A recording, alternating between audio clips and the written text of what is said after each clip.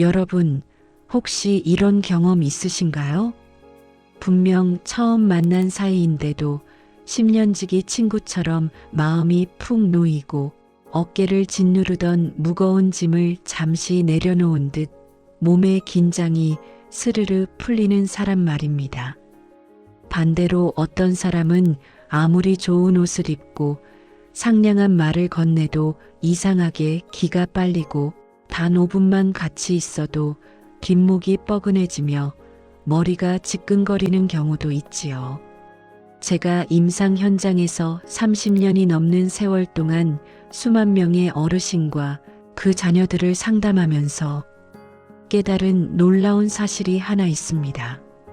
몸에 좋다는 비싼 영양제 배가를 드시는 것보다 마음이 편안한 사람과 마주 앉아 차 한 잔 나누는 것이 혈압을 안정시키고 통증을 줄이는데 훨씬 더 기적 같은 효과를 발휘한다는 점입니다. 선생님, 저는 왜 우리 큰아들만 오면 가슴이 답답하고 소화가 안 될까요? 혹은 그 친구만 만나고 오면 밤에 잠이 안 오고 자꾸 서운한 생각만 들어요라고 호소하시는 70대 어르신들을 참 많이 뵙습니다. 반면 그 사람하고 얘기하고 나면 꽉 막혔던 혈관이 뻥 뚫리는 기분이에요. 보약 한 첩 먹은 것보다 낫습니다. 라고 말씀하시는 분들도 계시지요. 대체 그들은 무엇이 다르기에 우리를 이토록 편안하게 만드는 걸까요? 타고난 성격 덕분일까요? 아니면 특별한 기술이라도 있는 걸까요? 거기에는 아주 세밀하고도 과학적인 그리고 임상적으로 증명된 마음의 결이 숨어 있습니다. 오늘 그 비밀을 하나하나 깊이 있게 파헤쳐 보겠습니다. 이 이야기는 어쩌면 여러분 자신을 위한 위로일 수도 있고 앞으로 여러분 곁에 두고 싶은 귀한 인연을 찾는 소중한 지침서가 될 것입니다. 편안한 사람들에게는 공통적인 특징이 있습니다. 제가 직접 겪은 5분의 사례를 통해 그 특징들이 우리 신체와 정신에 어떤 긍정적인 영향을 미치는지 상세히 설명해 드리겠습니다. 첫 번째, 침묵을 견디는 힘 75세 김순자님 사례입니다. 김순자 어르신은 병동에서 소문난 평화의 상징이었습니다. 주변 환자분들이 늘 순자님 옆 침대로 가고 싶어 했고 간호사들도 순자님과 대화하고 나면 지친 마음이 회복된다고 입을 모았죠. 그 비결은 놀랍게도 말을 하지 않는 것에 있었습니다. 순자님은 누군가 자신의 아픈 사연이나 자식 걱정을 털어놓으면 절대 중간에 말을 끊지 않으십니다. 그저 가만히 고개를 끄덕이며 상대방의 눈을 따뜻하게 바라봐 주실 뿐이죠. 보통 사람들은 상대의 고민을 들으면 그건 내가 잘못했네. 내 때는 더 힘들었어. 이렇게 저렇게 해봐 라며 성급하게 조언의 칼날을 휘두릅니다. 하지만 편안한 사람은 침묵이 어색해서 아무 말이나 내뱉지 않는 여유를 가지고 있습니다. 의학적으로 누군가 내 말을 온전히 들어줄 때 우리 뇌에서는 행복 호르몬인 옥시토신이 분비됩니다. 동시에 스트레스 호르몬인 코르티솔 수치가 급격히 낮아지며 부교감 신경이 활성화되죠. 70대 이후에는 뇌의 전두엽 기능이 미세하게 저하되면서 감정 조절이 어려워질 수 있는데 김순자님 같은 분 곁에 있으면 불안했던 뇌파가 안정을 찾게 되는 것입니다. 침묵은 때로 100마디 말보다 강한 치유력을 가집니다. 두 번째, 감정의 온도가 일정한 68세 박진호님 사례입니다. 박진호님은 늘 일정한 톤으로 말씀하시는 분이었습니다. 기쁜 일이 있어도 지나치게 흥분해서 들뜨지 않고 화나는 일이 있어도 목소리를 높이거나 거친 숨을 내뱉지 않았죠. 우리 주변에는 기분이 좋을 때는 간이라도 빼줄 듯 하다가도 조금만 기분이 나쁘면 금세 안색이 변해 주변을 살얼음판으로 만드는 분들이 계십니다. 이런 감정 기복은 곁에 있는 사람의 뇌에 엄청난 스트레스를 줍니다. 상대의 기분을 계속 살피느라 뇌의 편도체가 비상 상태에 돌입하기 때문입니다. 혈압이 오르고 근육이 긴장되는 것이죠. 하지만 박진호님처럼 감정의 온도가 사시사철 영상 25도 정도로 일정한 분들은 타인에게 예측 가능성이라는 최고의 선물을 줍니다. 이 사람은 내가 무슨 말을 해도 나를 공격하지 않을 거야. 이 사람은 갑자기 화를 내지 않을 거야. 라는 확신이 드는 순간 우리의 신경계는 비로소 깊은 휴식을 취하게 됩니다. 예측 가능한 사람 곁에서만 우리는 비로소 가면을 벗고 진정한 자기 자신으로 존재할 수 있습니다. 세 번째, 그럴 수 있지의 마법사 72세 이영희님 사례입니다. 이영희님은 어떤 황당한 이야기를 들어도 첫마디가 늘 그럴 수 있지였습니다. 자녀가 사업에 실패했다는 가슴 아픈 이야기부터 친구가 약속을 어겨 서운하다는 시시콜콜한 불만까지도 영희님의 입을 거치면 평범하고 이해 가능한 일상이 되었습니다. 편안한 사람들의 가장 큰 특징은 바로 비판하지 않는 수용력입니다. 사람은 누구나 타인에게 인정받고 싶어하는 강렬한 욕구가 있습니다. 하지만 나이가 들수록 자신의 경험이 최고라는 생각에 사로잡혀 남을 가르치려 들기 쉽죠. 영희님은 자신의 잣대로 남을 평가하지 않았습니다. 그래, 너는 그때 그렇게 느꼈구나. 그럴 수도 있겠네.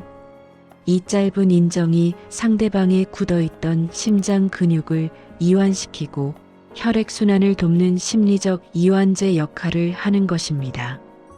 사회적 고립감이 심해지는 노년기에 이런 무조건적인 수용을 경험하는 것은 정신 건강을 지키는 가장 강력한 방어기제가 됩니다. 네 번째, 생색내지 않는 보이지 않는 배려 65세 최현성님 사례입니다. 최현성님은 모임에서 늘 조용히 물잔을 채워주거나 먼 곳에 앉아 대화에 끼지 못하는 사람이 소외되지 않게 부드럽게 시선을 맞추며 질문을 던지는 분이었습니다. 그런데 중요한 것은 이 모든 행동이 너무나 자연스러워서 대놓고 고맙다는 말을 하기조차 쑥스러울 정도라는 점입니다. 우리는 누군가에게 큰 도움을 받거나 생색내는 배려를 받으면 나도 갚아야 한다는 심리적 부채감을 느낍니다. 이 부채감은 관계를 무겁게 만들고 때로는 피하고 싶게 만들죠. 하지만 진짜 편안한 사람들은 상대가 빚을 졌다고 느끼지 않게 아주 세밀하고 조용히 움직입니다. 이것은 심리학에서 말하는 안정적 애착 형성과 유사합니다. 상대방에게 안전한 기지를 제공하면서도 결코 구속하거나 생색내지 않는 고도의 정서적 기술입니다. 이런 배려를 경험하면 우리는 타인에 대한 신뢰를 회복하고 세상이 살만하다는 것을 몸소 느끼게 됩니다. 다섯 번째, 자기 삶의 뿌리가 단단한 사람 71세 정명숙님 사례입니다. 정명숙님은 다른 사람의 인생에 과도한 관심을 두지 않았습니다. 나쁜 의미의 무관심이 아니라 자신의 취미와 건강관리 그리고 매일의 소소한 일상에 집중하느라 남의 흉을 보거나 남과 비교할 시간이 없으신 것이죠. 편안한 사람들은 타인에게 정서적으로 의존하거나 집착하지 않습니다. 자기 내면이 풍요롭기 때문에 타인에게 에너지를 뺏으려 들지 않습니다. 덕분에 명숙님 곁에 있으면 숨이 막히지 않습니다. 상대방에게 무언가를 요구하거나 자신의 불행을 전시하지 않는 그 담백함이 관계의 피로도를 0%로 만들어주는 비결입니다. 자기 삶을 스스로 책임지고 사랑하는 사람만이 타인에게 진정한 자유와 편안함을 줄 수 있다는 사실을 정명숙님을 보며 절실히 깨달았습니다. 그렇다면 우리도 누군가에게 보약 같은 사람, 다시 만나고 싶은 편안한 사람이 될 수 있을까요? 30년 넘는 임상 경험과 심리학적 근거를 토대로 제가 제안하는 8가지 구체적인 자기 관리법을 꼭 기억하고 실천해 보시기 바랍니다. 첫째, 대화 중에 3초의 여유를 반드시 두십시오. 상대방의 말이 끝나자마자 기다렸다는 듯 내 말을 시작하지 마세요. 상대의 말이 끝나면 속으로 하나, 둘, 셋을 센 후에 입을 떼는 연습을 하십시오. 이 3초의 공백이 상대방에게는 내 말을 신중하게 음미하고 있구나라는 깊은 존중의 메시지로 전달됩니다. 둘째, 고개를 끄덕이는 비언어적 공감을 2배로 늘리십시오. 입으로 내뱉는 말은 적게 하되 고개를 천천히 끄덕이거나 따뜻한 미소를 짓는 비언어적 표현은 아낌없이 하세요. 이는 상대방의 자존감을 높여주고 뇌의 긴장을 완화하는 최고의 무기입니다. 거울을 보며 부드럽게 고개 끄덕이는 연습을 매일 5분씩 해보시는 것도 좋습니다. 셋째, 맞다 아니다라는 이분법적 판단을 머릿속에서 삭제하십시오. 대화는 옳고 그름을 가리는 끝장 토론이 아닙니다. 상대방이 설령 틀린 정보나 가치관을 말하더라도 그렇게 생각할 수도 있겠네요. 그런 관점도 있군요라고 먼저 인정해 주십시오. 판단하지 않는 마음이 상대방의 마음 문을 여는 만능 열쇠입니다. 넷째, 자신의 완벽함보다는 작은 약점을 먼저 노출하십시오. 너무 빈틈없고 완벽한 사람은 타인을 긴장하게 만듭니다. 나도 요즘 깜빡깜빡해서 걱정이야. 나도 젊었을 땐 그런 실수를 참 많이 했단다 같은 소소한 자기 고백이 상대방의 경계심을 허물고 친밀감을 형성합니다. 약점은 부끄러운 것이 아니라 인간미라는 사실을 기억하세요. 다섯째, 조언은 상대가 간절히 요청할 때만 하십시오. 아무리 좋은 말도 상대가 들을 준비가 되지 않았을 때는 잔소리이자 폭력이 됩니다. 특히 자녀들이나 후배들에게 조언하고 싶은 마음이 굴뚝 같더라도 먼저 들어주는 것에 집중하세요. 상대가 선생님은 이럴 때 어떻게 하셨어요? 라고 물어볼 때가 바로 조언의 적기입니다. 여섯째, 밝고 부드러운 표정 근육을 의도적으로 훈련하십시오. 우리의 인상은 오랜 세월 반복된 표정의 결과물입니다. 평소에 입꼬리를 살짝 올리고 눈매를 부드럽게 유지하는 연습을 하세요. 인상이 부드러워지면 상대방의 뇌는 여러분을 안전한 객체로 인식하고 본능적으로 편안함을 느낍니다. 이것은 사회적 생존을 위한 아주 중요한 근육 훈련입니다. 일곱째, 부정적인 단어 사용을 멈추고 긍정의 추임새를 넣으십시오. 안 돼, 못해, 틀렸어. 그게 아니고 대신. 그럴 수도 있지. 오히려 잘 됐네. 정말 고생 많았어. 라는 단어를 입버릇처럼 사용하세요. 긍정적인 언어는 사용하는 사람과 듣는 사람 모두의 뇌 혈류량을 늘리고 면역력을 높여줍니다. 여덟째, 자신을 먼저 깊이 사랑하고 돌보십시오. 가장 중요한 원칙입니다. 내 마음의 창고가 비어 있으면 남에게 줄 편안함도 생기지 않습니다. 하루에 10분이라도 자신이 정말 좋아하는 일을 하고 자신에게 오늘도 수고했다고 따뜻한 위로를 건네세요. 스스로가 행복한 사람 곁에는 향기가 나고 그 향기를 맡기 위해 사람들이 자연스럽게 모여들게 마련입니다. 사랑하는 어르신들, 그리고 이 영상을 함께 보고 계신 소중한 자녀분들, 우리 삶에서 가장 큰 자산은 통장에 찍힌 숫자가 아니라 내가 힘들 때 기댈 수 있는 편안한 사람, 그리고 누군가에게 내가 그런 존재가 되어주는 것입니다. 나이가 들어간다는 것은 단순히 주름이 늘어가는 과정이 아니라 내 마음의 그릇을 넓혀 타인이 잠시 쉬어갈 수 있는 그늘을 만드는 과정이어야 합니다.